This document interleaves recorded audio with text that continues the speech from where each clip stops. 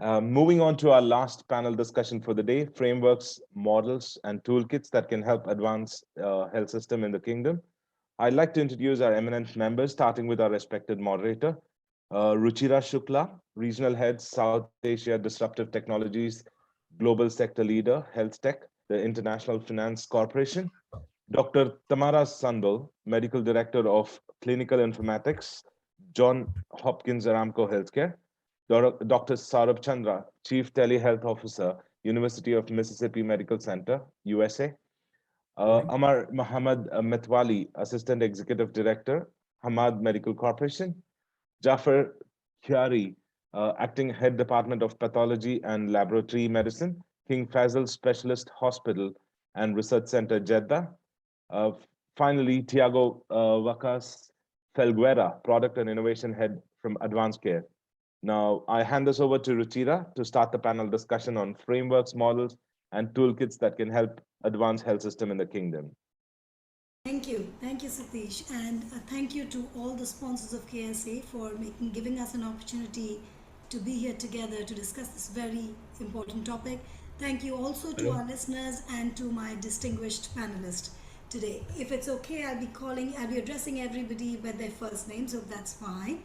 And look forward to a good discussion. Let's talk about telehealth. And in the post-COVID era, this seems very pertinent and relevant. COVID has taught us how poorly positioned our traditional healthcare systems were to handle the kind of crisis the world was facing during the pandemic.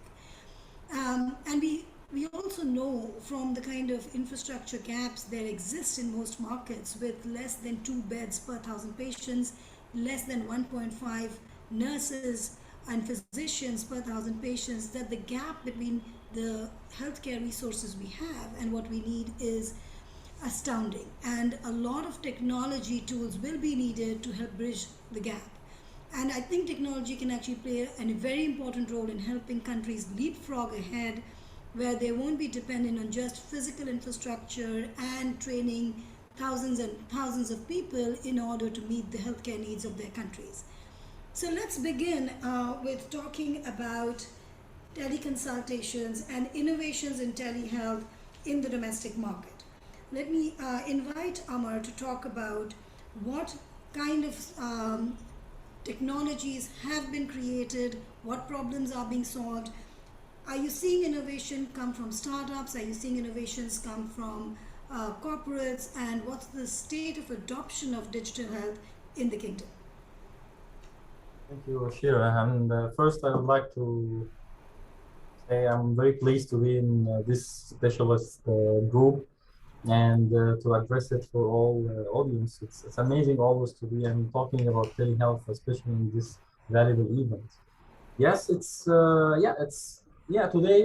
if we are talking about digital transformation or telehealth, so we are not necessarily speaking anymore about demand, because demand is there, but we are talking also about supply. So we are talking about an industry that has been evolving at the moment, and it's predicted to reach for around 40 billion in 2030. And considering and specifically talk about Saudi Arabia, has been a radical, I would say, progressive transformation in the last 2 years, where they make a lot of startup, which humbly they call it a startup, but it's not a real startup, because we are speaking about PIF establishing a giga startup with giga billions of money. Really, it's worth. It's there. The platform is there, and we have the community. And I think population in Saudi Arabia, we're talking about 35 million, and this is a very decent population that you, in fact, can establish a very well and sustainable platform for commercial. And definitely, apart from Saudi Vision 2030, that I think it's launched on 2016, if I'm not mistaken, a digital pillar is a very strong pillar in this vision. And I think the whole market, when you explain and when you describe Saudi market, it's a very unique market, because speak about one spot on one period of the year, as an example, in Hajj, we are having in all good days at least 4 to 6 millions and coming gathered in 15 days, moving together, going together, sick together. So it's a very good, and here the supply is there, right? Supply, because it's at the end of the day, you can make as much initiative you want, but supply and demand, if it's not there, then you will never be able to achieve any strategy you wish to build. And Saudi, it seems that the supply is there, demand is there, and huge support by the government. And COVID came with actually also accelerating all the digital programs in Saudi Arabia and created what we can call it's a very successful and amazing, probably the best historical start for digital health and worldwide. It would be in Saudi Arabia at the moment. We're talking about, as per some McKinsey report I read in just several months ago, we're talking about in 2030, we're talking about 25 billion revenues from digital health only generated in Saudi Arabia, and this is a huge. So we're not talking anymore about predictable for a very humble start of digital initiative. No, we're talking about very well established start of industry that it's here to stay and it's here to improve a market that already has a good demand.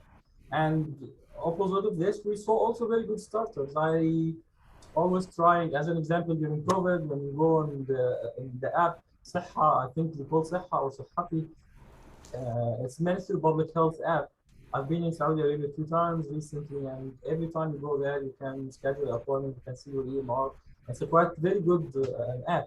And unlike the other part of the world, especially within Gulf, you can see it's a lot of criticism to the app and a lot of researchers that is actually suggest improvement. And this is something you don't see typically in other Gulf countries. And there is a very good, I think in May, they announced one of the leading domestic and local suppliers called Tamir. I think they signed a contract with the leading market-leading technology platform is to propose something what we call support hospital at home. And HOMA is one of the best leading digital platform. Actually, they are looking for something like that. If they engage and they make an agreement with a company like Tamir, with all the huge investment they have, imagine how this will be reflected. There's many appointments I use myself, like Noidi is like an artificial intelligence platform. If you actually make someone appointment, is synchronize you with the closest doctor for you where you are in Jeddah, you are in Mecca, you are in Riyadh. So it's quite an intelligence, and I can see a very successful. We are talking about, I believe, 200 and maybe 50 digital app is available, and they are all startup. They are all doing very well. I saw some numbers. I was in the executive MBA interview committee for a cohort from HEC Paris to some cohort dedicated for PIF, and I have met a lot of them, in fact, physically and through online, and they are doing very well. I saw the numbers; they are doing very well, and it seems again it's a huge government support toward those new digital platform, and I think this will be fruitfully reflecting positive on the market in more time. Thank you so much. Thank you for your remarks. I'll bring in Tiago here because clearly, Amr, you've talked about a lot of positives. Huge demand, huge supply, 250 digital apps, the fact that governments are supporting it. And so with government support and strong stakeholder support in the market, this will move forward. I wanted to bring in Tiago to talk a little bit about examples that you would have seen. Of course, we heard about you talk about advanced care in the previous keynote. You might want to just recap that for the benefit of those audience members who just joined us and missed the prior session. But also beyond advanced care, what kind of technologies have you seen in the market? And are these digital innovations coming out of the kingdom ready to go outside the kingdom? Is there a lot of proliferation and migration and use of these technologies beyond the country to other markets in the neighborhood or even broader than that? Tiago, over to you. Yes, thank you. Of course, I think the first point is for the adoption of the technologies is very important, the government. And I give you an example in Portugal. It's easy for us to have teleconsultation with prescription because in 2013, the Portuguese government creates this type of solution mandatory. So any doctor in the public and the private is mandatory to prescribe electronically. So it's a very increasing for everyone, because you collect data, you simplify the process, and you avoid paper. So it's very important. So for the startups, in the second point, for startups or companies, local or not local, because in the today world, globalization world, and I talk with a lot of startups, you don't have countries in a startup or a company in reality or in health. What you can have is some countries you need to adjust your business model, because you have some realities not applied in one country or another country, but the main business model is equal everywhere. In the last week I talked with a startup in Australia, and another one in US, and another one in Switzerland. So you don't have barriers for create innovation in health, and some countries have, and I believe you have also in the kingdom, lot of startups. What it's important to know, some types of countries, because we are talking about health, it's very important, is the regulation, because in health, your data access, some countries have more restrictions than another one. It's most common issue when you try to go out for another country. But you adapt. It's the business, because everyone needs to adapt. So I don't believe it's an issue for anyone. Thank you, Tiago. I'll bring in Jaffar, with your extensive experience in pathology and labs. What kind of digitization have you seen in the lab space, and what other innovations could be possible in that sector? Thank you for that question, Ruchira. And I would like to also welcome everyone on board, and thank you for inviting me to this important venue. Telehealth is something that is really considerate for the patient's sake and the safety of the patients. Looking at it from the diagnostic side, from the laboratory side, definitely we are very well aware that 70% of the clinical decision is based on the diagnosis. So keeping that in mind and putting the patient's safety and having the right decision, clinical decision made at the right time, and looking as a global view on the diagnosis itself and the way it is, having the framework of technology in the background. Our role is simply to give the physician the right diagnostic and the right tool to take a proper action on the patient, and in an appropriate time frame. And looking at that right now, there are several technologies that have been implemented through the lab. You can name them: digital pathology, electronic transmission, interface, auto verification. All those concepts have been put into action since years ago, and they are been developing since then to reach the point that now it's seamless. I mean, you are not expected to have like manual processes in the middle. The computer, the background will do most of the decisions based on certain rules and implemented rules within the system. The decision is supported by the HealthTech or by the IT component and then pushed through the system. And that's how things are working within the lab. The thing is, commenting on Amr's comment, like he provided a very good background about the, corporate, how the whole project has been established in the kingdom under the vision of our true leader, Prince Mohammed bin Salman. His 2030 vision is really giving us the opportunity, and we need to seize the momentum to make sure that we are aligned with the requirement of telehealth.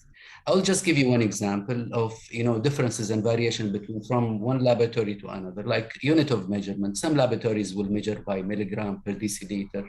Some laboratories will look at liter, gram per liter, or so on and so forth. There are different ways of reporting your results at the end stage, which is the report that goes to the patient. Now, our role is to make sure that we are all aligned. There is a clear process for us and straightforward to make sure that there is no confusion, there is no redundancy, there is no duplication. All of those require a good regulatory component that controls all of this. And I think this is what we are approaching right now, aligning it on a global view led by the Ministry of Health and all healthcare providers, whether governmental or private, to make sure that we take role into this important task and we make sure that all of those processes are readily available. And at the end stage, it will improve the patient safety and also the staff satisfaction in dealing with these components. Thank you, and I agree with you about making sure that you're getting the best answer for the patient, improving patient safety clearly, because with tech as an enabler, not only can you get more accurate diagnosis, then of course further verified by the physician or the treating doctor, but also a more timely reporting of results. I've seen solutions across various countries where IFC has invested, and we have AI being used to read reports, read blood and semen slides, and be able to generate a report that then the treating clinicians then validates before it goes to the patient. But it allows for quicker turnaround time and reduces the burden on the doctor community, in effect augmenting physician capacity in these markets where there won't be enough physicians or pathologists in the foreseeable future. So thank you. I agree with your remarks, and they sound really promising. I'll bring in Saurabh here to talk a little bit about the role that telehealth played during the pandemic and what the future might be in the post-pandemic era. Good afternoon, and it's morning here in Mississippi, United States. So, yeah, I think we all know that, the telehealth, the utilization of telehealth grew exponentially during the pandemic. Its biggest impact was, providing access to healthcare. Many health systems, almost all, pivoted their ambulatory care solely towards telemedicine during the pandemic. And I think we saw the largest utilization of telehealth in the ambulatory space. But more than that, even in inpatient settings, many of these patients in the first round of the pandemic, they were really sick, they were critically ill. And one important use case that comes to my mind, and I'm a critical care physician, and the first wave of pandemic in March 2020, I was with a different health system in New York, and where I was setting up Tele ICU. And what we saw was a large influx of patients that now were critically ill, flooding the ICUs, leading to shortage of beds, leading to coming up of new ICUs, which we call as surge ICUs everywhere.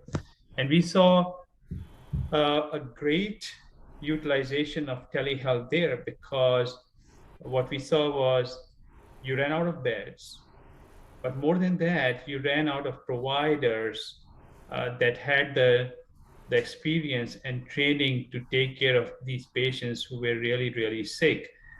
So we saw great utilization of Tele ICU, which is basically you have a remote team of critical care physicians who are providing support to the bedside team.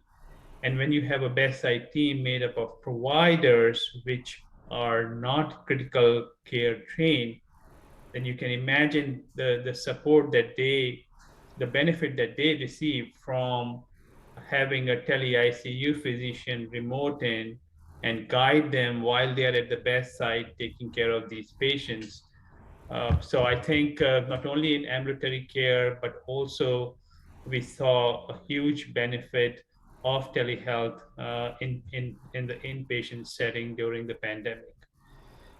Now, where do we go from here? And the question is, what is happening in the post-pandemic era? And we saw great utilization, and some of that has now everywhere has come down because more and more patients are coming for in-person visits, and the big question is how do we sustain what's the future for telehealth? And I think the future is very exciting, and I'm going to take a few use cases.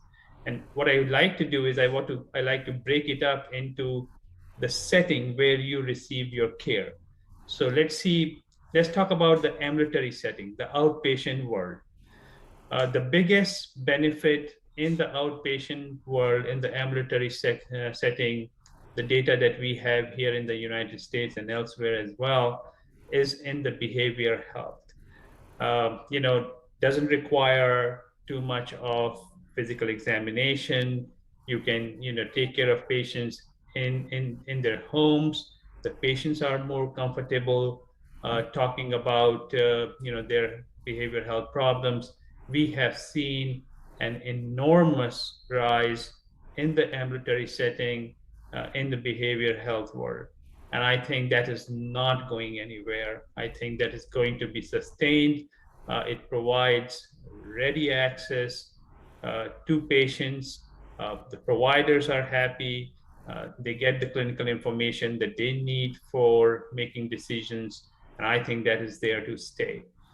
For many of the other areas in the ambulatory setting, I think what I see is going to be a hybrid model. Some of the care would be provided in person, and then as it is appropriate, the care can then be provided. Part of the care then can be provided at patient's home.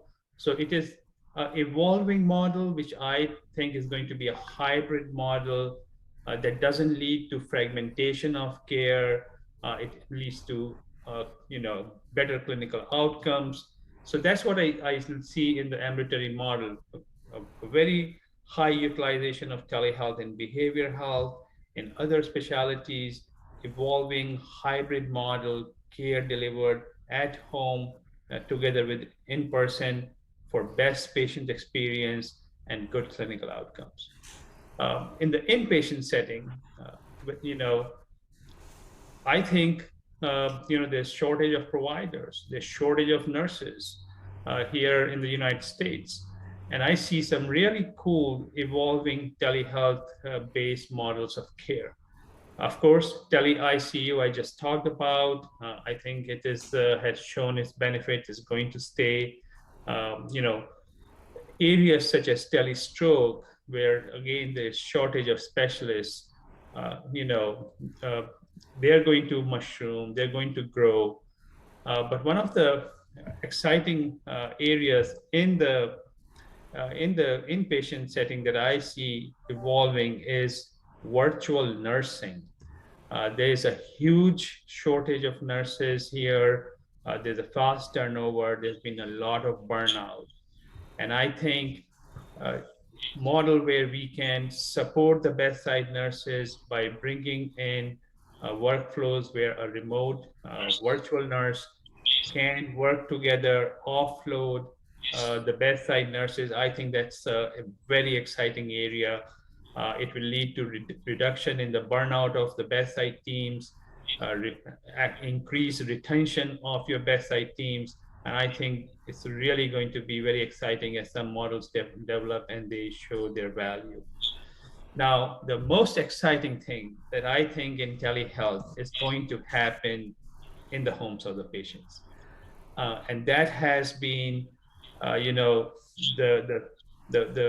an area that before the pandemic, because of regulations at the state level, at the federal level, we didn't see much of telehealth happening at home, and what we call as the direct to consumer, that the patient can initiate, the patient can receive care wherever they are at the right time, right care, right setting.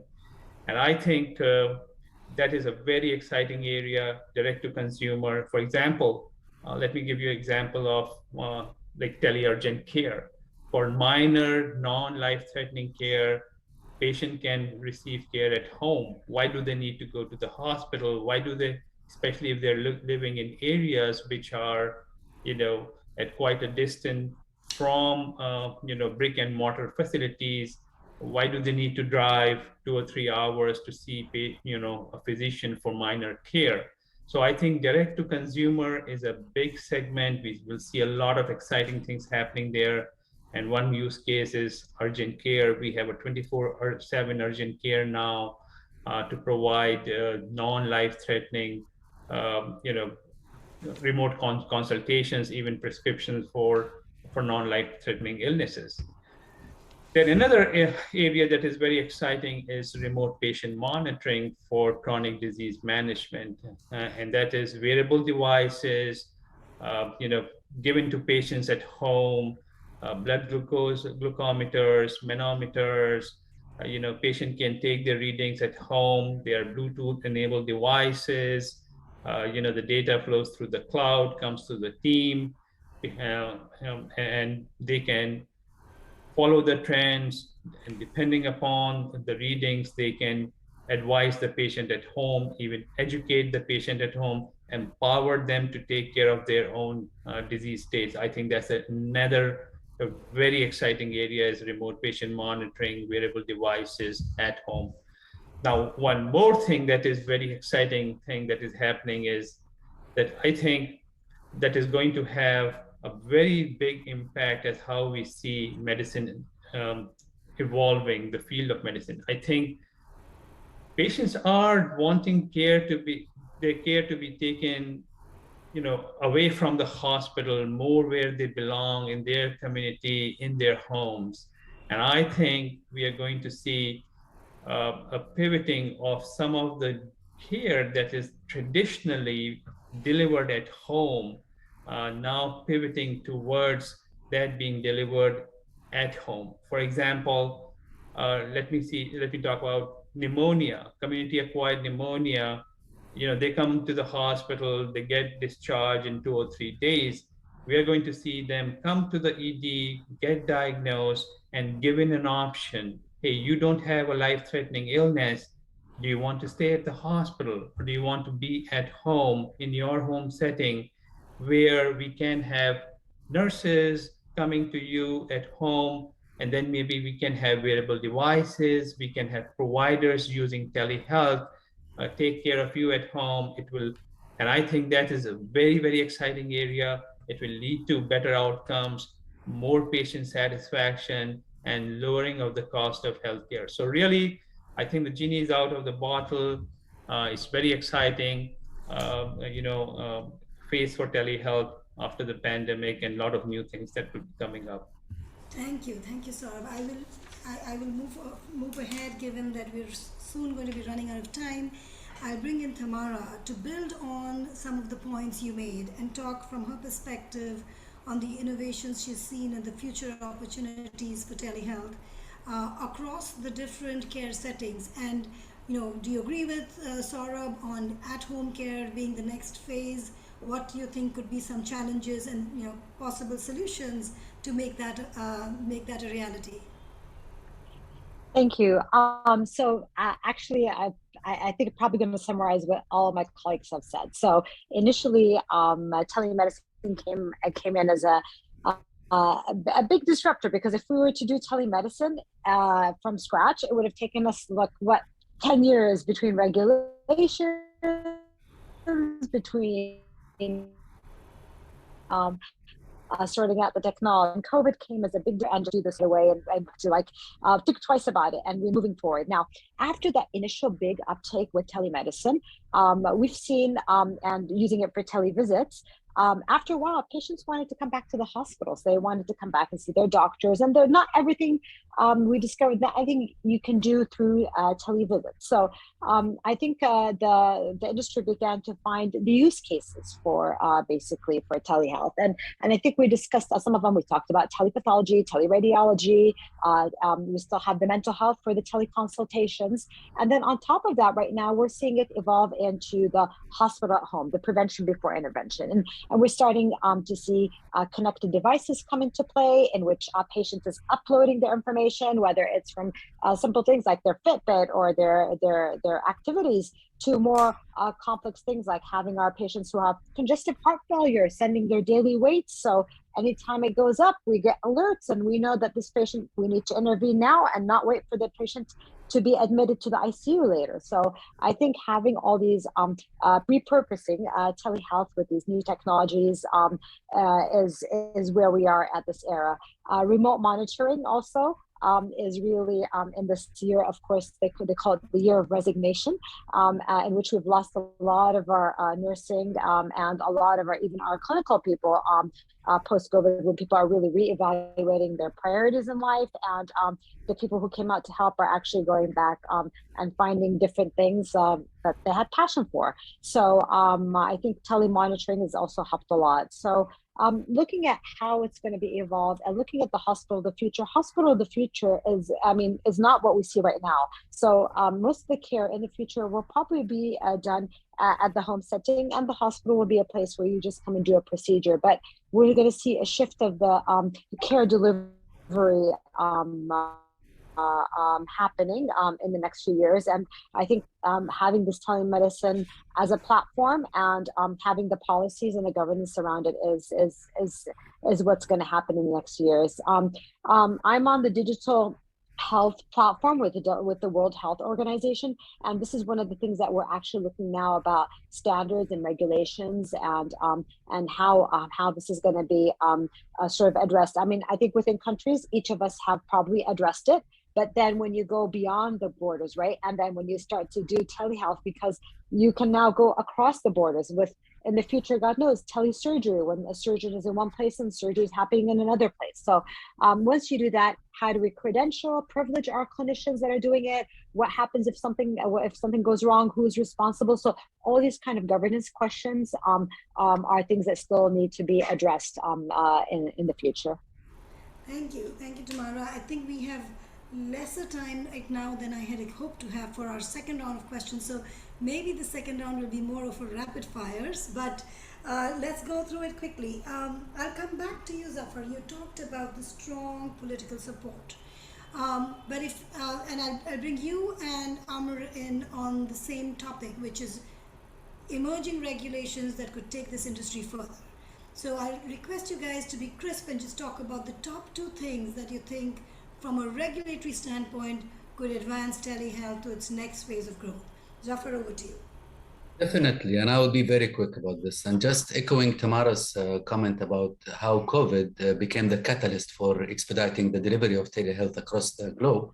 I mean, and Saudi Arabia is no different than that. I mean, at the time, the Central Board for Accrediting Healthcare Institution, CBAHI in Saudi Arabia, definitely reacted fast during the pandemic, and they issued their first draft for accreditation standards for field review related to telehealth. In a simple context, it talks about the qualification of the physician, the infrastructure required, confidentiality, which is a very important component about telehealth, making sure that the data is not accessed by unwanted parties. All those have been issued as a draft, and it's getting worked out as a standard to be developed, and this will be a major component for regulatory. The other side of the story would be individualized caregivers or care providers to look at across. Again, I would like to highlight the importance of aligning all those efforts together and not thinking of a more individualized care. It's more of a global picture that we need to align our standards and make sure that they are all in agreement to make sure that we deliver the right care to the right patient at the same time. So in a bottom line, the Central Board for Accreditation of Healthcare Institutions have already precluded and included some standards related to the regulation of telehealth in Saudi Arabia. Thank you. Amr, over to you. Yes, and I think the answer by Jaffar is quite holistic, honestly, because here it's two parts or three parts, three domains when we are discussing about alignment, and is the government body or Ministry of Public Health, the patient or the customer on one side, and the third side is the caregivers, either they are private or public, and exactly what Jaffar mentioned, and also I want to refer for Dr. Saurabh that telehealth is here to just kill the fragmentation of healthcare that we usually have, especially in Middle East. And definitely this is a lot, the clear alignment. However, I also want to highlight a very important part, because I have a very fancy watch. If you present in whatever persuasive ability you have, you will not be able to convince me to transfer my good watch that it's costing a lot of thousands with my smartwatch that I'm keep wearing now for the last 2 years, right? Because why is this? Because I felt the incentives myself. I felt what is the benefits I got from this, which other fancy watch is not giving me. And with time, my mindset started to just get rid of that. Okay, this is more important for me. This is definitely the way cheaper, but the other one is just giving me nothing except for the ego and just fancy look. And here we have to look for the incentives, and the incentives that I'm highlighting here is that many countries right now, post-COVID, if I consider now we are post-COVID, they are in fact extended the insurance reimbursement values for the virtual clinic now after, because many countries, they said, okay, here is the red lines. After these lines, we will not be able to reimburse the insurance company or the caregivers with the compensation for the virtual sitting or virtual visits. And now many countries, they said, no, we will extend that. So here, reimbursement, so here is where it should be done in Saudi Arabia, is to involve or engage reimbursement, solid insurance system toward the telehealth, because this will be considered incentives for the three domains. For the public health, this is considered saving. For patients, this is like saving money for me, was very highly accessible for the healthcare successful system that is already exists in Saudi Arabia. And for supplier, this is more money. As I said, we're speaking about 27 billion by 2030. This is a big fortune that everyone will be looking and going there. But we just need to create the legal framework where they can reimburse the money back from the system. And I think this is one of the things that we are really need to focus a little bit on, not only in Saudi Arabia, in fact, but all in the Middle Eastern countries. Thank you. So enabling regulation and incentives can play a role in taking this further. Also, how do we remove bottlenecks in the path of startups? And I'll come to you, Tiago, to talk a little bit about that. What are the challenges some of the digital innovation startups are facing in the digital health world, and what can be done to address some of those challenges? I think the first thing, and we talk about these, the other colleagues. The first one is guidelines. It's very important we have guidelines, and because Advanced Care is an international group, we define for teleconsultation what is the guidelines for all countries. And I give you a simple example. Doctors must use a white coat because it's the way the people see the doctor. So we need to have guidelines for everyone. If a doctor don't use a white coat, they don't are best or worst doctor because that. But it's important for the people see the doctors like that. So this is a guideline. Second one is video. The doctors must have video. So this is important to define these types of guidelines for everyone. Regarding the question about startups in international and what is the challenge, I think today, and we see the symptom checker or teleconsultation or telemonitoring exists at least 10 years. And inpatient care at home exists in the US at least 20 years, I think. The only difference is the COVID-19 is accelerator because we keep out barriers we have. Some of that barriers can be ours, people, right? We assume the teleconsultation is not good. We never use it, but we believe it's not good. And I can give you a good example in Portugal. In 2017, when we launched teleconsultation, the unions of doctors don't want teleconsultation. However, in March 2020, they don't have any option. So they must use. Now they are promoters. This is everything with innovation and technology in health or not health is exactly the same for everywhere. In Saudi Arabia or in Portugal or in Australia, we have barriers for adoption of a new technology. And I think the first is very important. We create pilotage and tests. And because we are talking about health, we need to have results, and the results must be audit for everyone. For you make clear what is the benefits, and because that, and we are talking about telemonitoring, we start a pilot advanced care in Portugal. It's the only one today in Portugal for diabetes. It's because first we have payers. The payers is our clients, and we need to understand what will be the benefits for patients and for payers of telemonitoring. So we start a pilot. And mental health, we start a pilot with mental health in teleconsultation, and we go to production in the next month. Physiotherapy, online physiotherapy. We start a pilot with physiotherapy online. We have really great outcomes. You cannot be for every type of diseases, but for some type can be. And we go for production for all of our clients with physiotherapy online. So I think it's very important. Test, get data, make control groups, and show to everyone what is the results. Involve the clinics, because it's impossible to talk about health without clinics. In startups, in innovation, health must have clinics working with them. And after that, everything is okay. Go to production and go for another markets. Thank you. I'll move on, given that we are actually over time now, but very quickly for Tamara and Saurabh, two questions that I think are very important and should not be dropped. We've talked about data coming from various sources.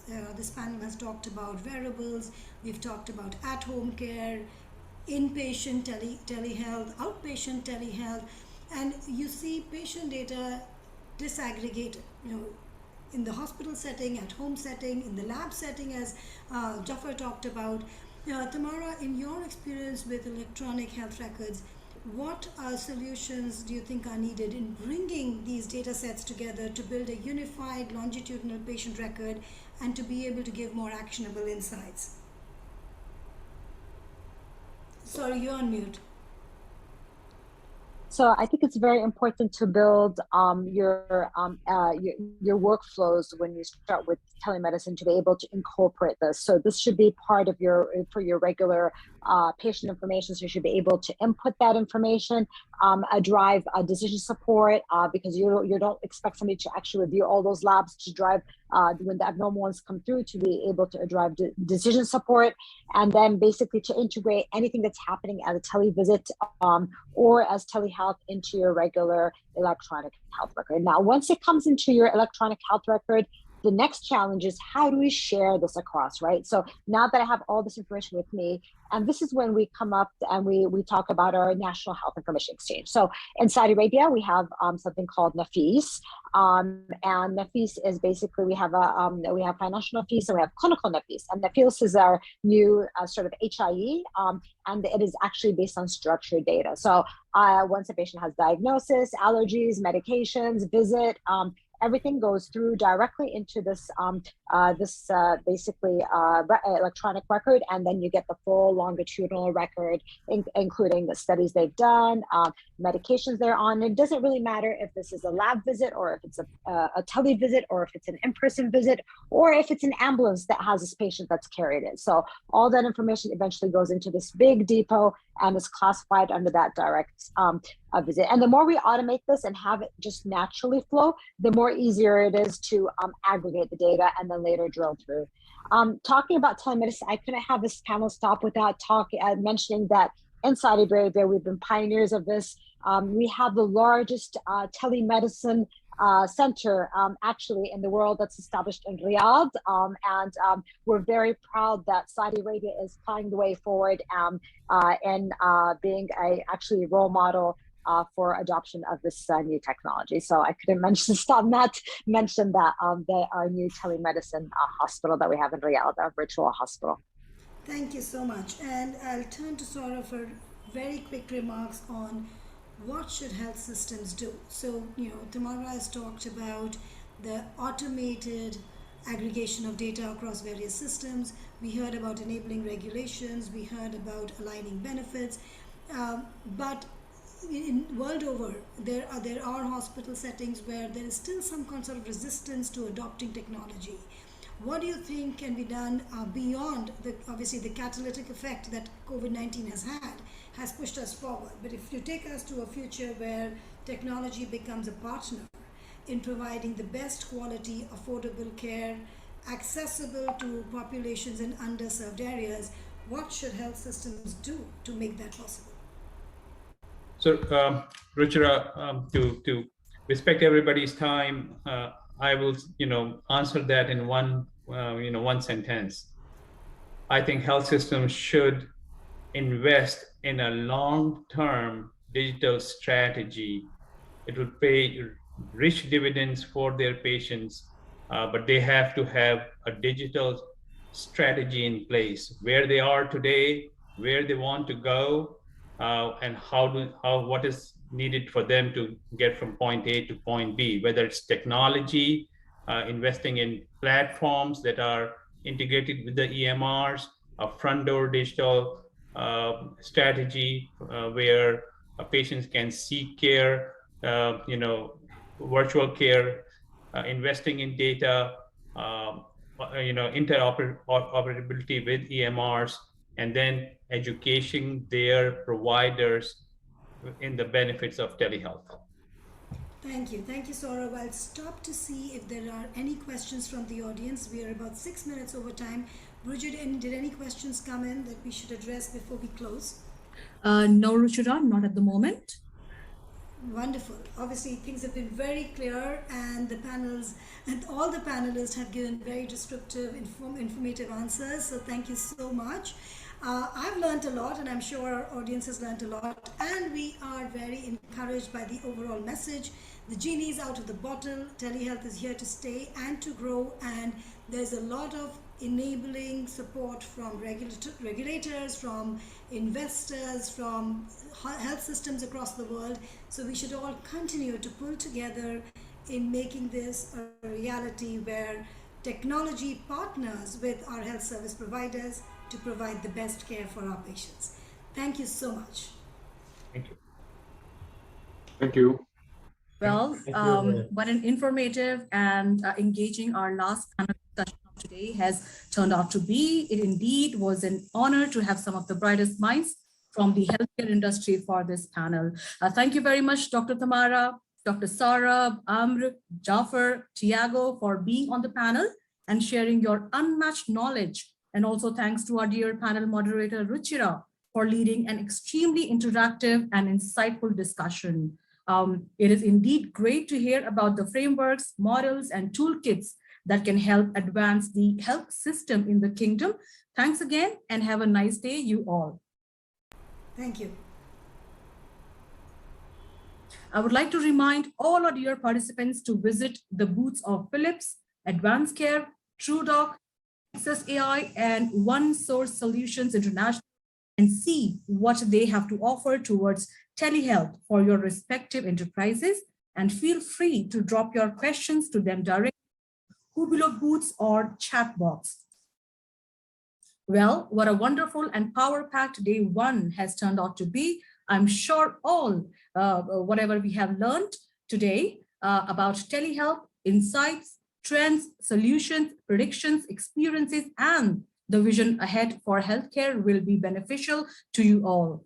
With this, dear audience, we have reached the end of day one of KSA Telehealth Technology Summit 2022. I believe it was insightful and informative to you all. The entire team of Trek's event is thankful to our eminent guest of honor, Dr. Hani Mohammed Al-Radi, Chief Operating Officer at SIHA Virtual Hospital at Ministry of Health, Saudi Arabia. Our esteemed speakers, panelists, our sponsors Philips, Advanced Care, TrueDoc, Nexus AI, and OSSI. Last but not the least, I would also like to thank our dear delegates for joining us today in huge numbers and making this day a grand success.